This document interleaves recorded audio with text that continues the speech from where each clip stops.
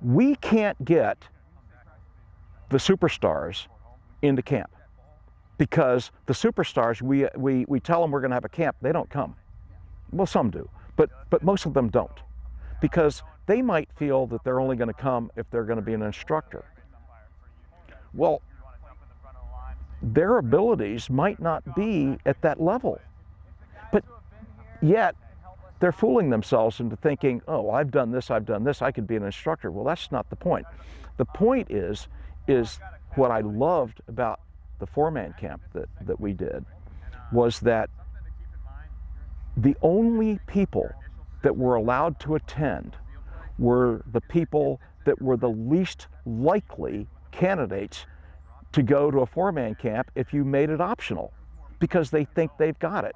So if we tell those people that they're going to be surrounded by other people, then they don't have to feel embarrassed to be out there with a rookie, and that the training is going to be pitched at a level far beyond what would be a normal camp, then they buy it and they come. And the thing that I loved about that was, here are people that have worked regionals, Division I conference tournaments, who think that they're really good, know that they're really good. At the end of that weekend, they're telling me how much they learned. And they would have never learned it had it been not pitched specifically for them and their level. And I think we're going to reinvigorate some of these people and make them invest more in themselves and be better, and also be better teachers, because we broke the barrier down. We actually got people out there that are in the leadership positions to be able to make a difference to everybody else underneath where they are. A bunch of years ago, we started teaching four-man mechanics in camps and clinics. And in fact, it was a discussion that Tom Heiler and I had quite a long time ago about, this is what we need, this is what we ought to do. And we did it. You know, we ran four-man camps. But there was too much to learn for the people that were there. And some of them weren't really ready to learn some of the level of detail that we were teaching there, and we weren't quite as selective in what we're doing. I can remember after our first class session, in our first mechanics class session, in one of our first classes, one of our first four-man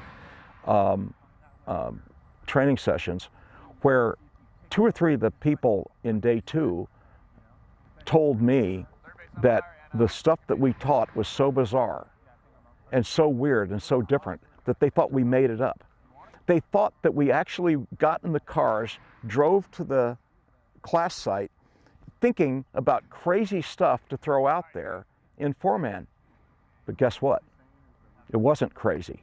It was basic, but it was different than the way they thought before as 2-man, 3-man umpires.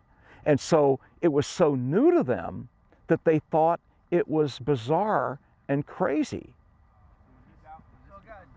What we did in the workshop last week, what we did in that workshop was we took people that had been there, done that, and showed them something new to add on to their game in a way that they might not have ever thought about before.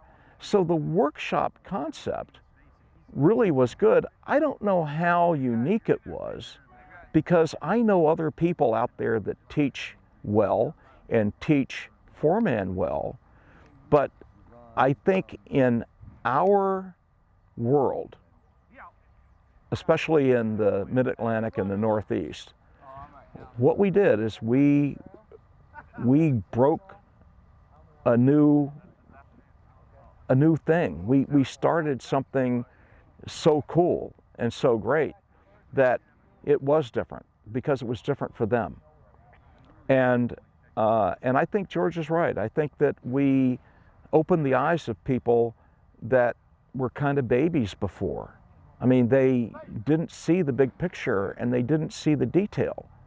And the level of detail that we were able to get into there was a level of detail that these people were ready to take and make a part of their game. That level of detail would have been probably lost on most of the people that might have been in that workshop that weren't ready to be there, because they would have been the people that would have thought, this is crazy. Where'd they come up with this? This is wild stuff. But nobody in this camp thought it was wild, because they were already past that initial threshold that said, okay, show me something. And that's what happened. They got shown something, and they all walked out with something.